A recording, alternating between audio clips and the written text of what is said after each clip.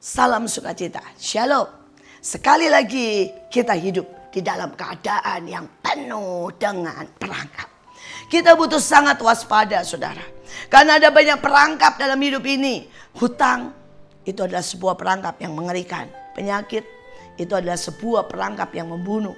Tetapi ada perangkap-perangkap kecil yang kita tidak tahu dan tidak waspada. Dan itu bisa menghasilkan sesuatu yang mengerikan. Mari saya bacakan. Amsal 22 ayat 5. Duri dan perangkap ada di jalan orang yang serok. Siapa ingin memelihara diri, mari jaga hatimu. Sekali lagi saudara, ada banyak perangkap di hati kita. Dimulai dari hati kita saudara. Dan itu seringkali hanya seperti duri kecil. Tetapi pada waktu kita tidak membenahi, tidak membereskannya, itu bisa menjadi perangkap yang sangat mengerikan. Saya punya seorang teman, saudara, dia dulu kecil miskin dan orang tuanya selalu berkata, ya, jadilah kaya. Karena kalau kamu miskin kamu akan dihina orang. Saudara, itu duri kecil. Dia selalu berkata betapa mengerikannya kemiskinan. Saya tidak akan miskin, saya harus jadi kaya. Dan itu adalah duri yang ditancap di hati kita. Kalau kita tidak bereskan, maka itu bisa menyerongkan begitu banyak. Sampai ujungnya kita masuk dalam perangkap. Maka dia mulai, saudara, memutuskan tidak menjadi miskin. Dan itu baik, dan itu kehendak Tuhan. Karena Tuhan berkata, aku datang untuk memberimu hidup. Hidup dalam kelimpahan. Tetapi hatinya terus mengejar harta. Sedangkan ada ayat yang berkata, jangan ingin menjadi kaya. Karena akar dari segala kejahatan adalah cinta akan uang. Bukan uangnya, tetapi cinta akan uang. Saudara, dia mulai mengejar dengan cara apa saja.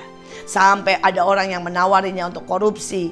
Sehingga dia berkata ya. Ada orang yang menawari untuk jalan-jalan pintas dan dia berkata ya. Dan singkat cerita dia menjadi sangat kaya. Tapi hari ini semua uangnya dibekukan. Dan dia masuk ke dalam penjara karena korupsi.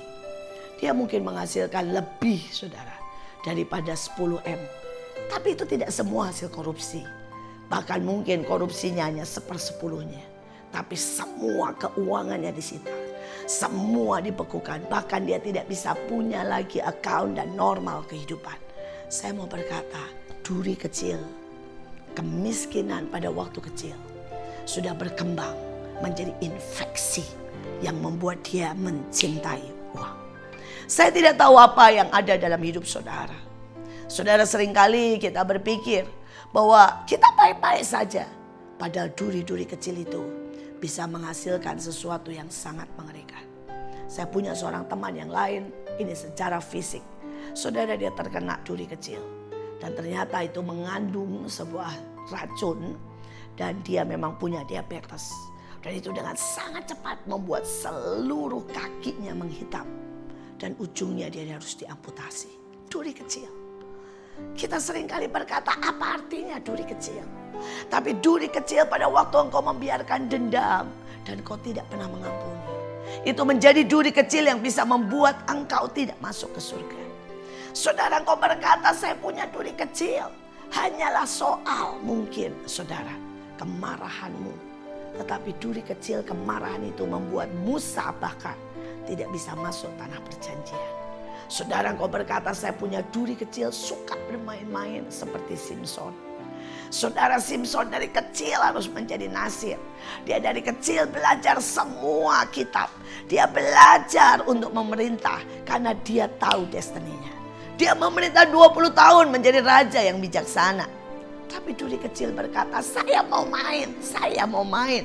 Saya mau bebas, saya mau bergaul, saya mau iseng, saya mau nakal, saya mau bikin gara-gara. Dan duri kecil itu tidak pernah dia bereskan. Menjadi infeksi yang membuat dia berakhir menjadi budak. Dan dia matanya dicongkel. Saya tidak tahu duri kecil apa yang menjadi perangkap dalam hidupmu. Tapi hari ini mari kita bangkit. Biarkan hidup kita benar-benar bebas dari perangkap duri-duri kecil dalam hidup kita. Bagaimana cara kita lepas? Pertama, sadari duri apa yang ada dalam hidupmu. Dan yang kedua, datanglah kepada hamba Tuhan. untuk minta pelepasan atau minta inner healing. Atau minta dikoreksi, dihajar, dididik, dibongkar sampai engkau menjadi sembuh. Ada sebuah lagu yang berkata, Tuhan operasi hatiku. Karena tanpa engkau mengoperasi hatiku, aku tidak bisa melihat apa yang kau sediakan. Aku tidak bisa menjadi seperti yang kau mau. Aku bahkan tidak bisa keluar dari keadaanku. Saudara, dan kita perlu bertekad untuk sembuh. Bahkan Yesus bertanya, maukah engkau sembuh? Karena ada banyak orang sebenarnya menyukai keadaannya dan tidak pernah mau sembuh. Hari ini Tuhan berkata, aku datang untuk mencari orang yang sakit. Dia mau menyembuhkan kita dari semua infeksi duri-duri kecil. Saudara, saya punya begitu banyak duri, tidak satu duri dalam hidup saya. Tapi saya menyelesaikan satu demi satu bersama Tuhan, tapi juga bersama orang-orang yang diurapi. Dan hari ini saya boleh berkata saya merdeka. Ada satu duri kecil yang saya ingin saksikan. Saya melihat ayah saya mencium pembantu saya pada waktu saya berusia 3 tahun. Dan itu menjadi duri kecil. Saya diam, saya menangis.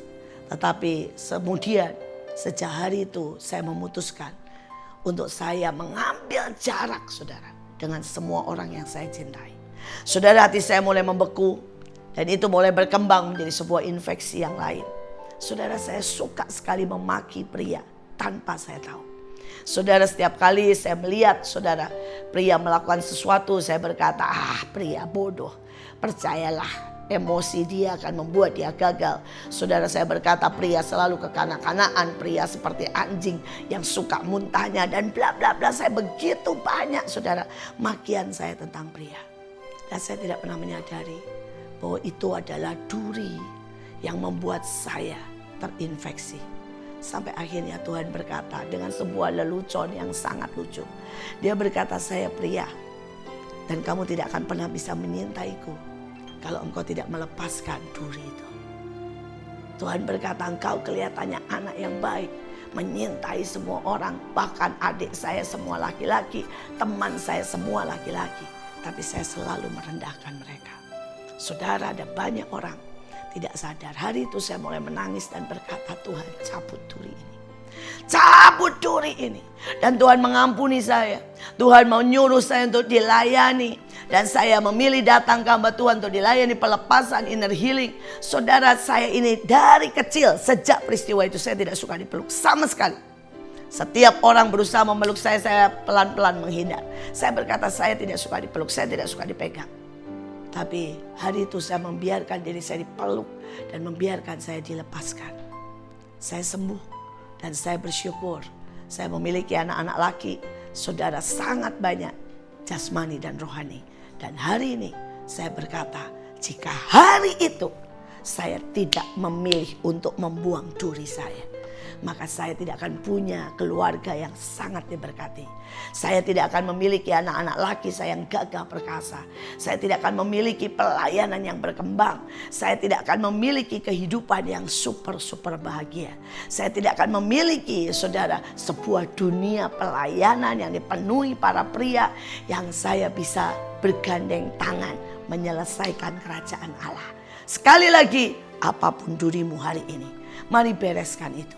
Saya tidak tahu karena hanya Engkau dan Tuhan yang tahu.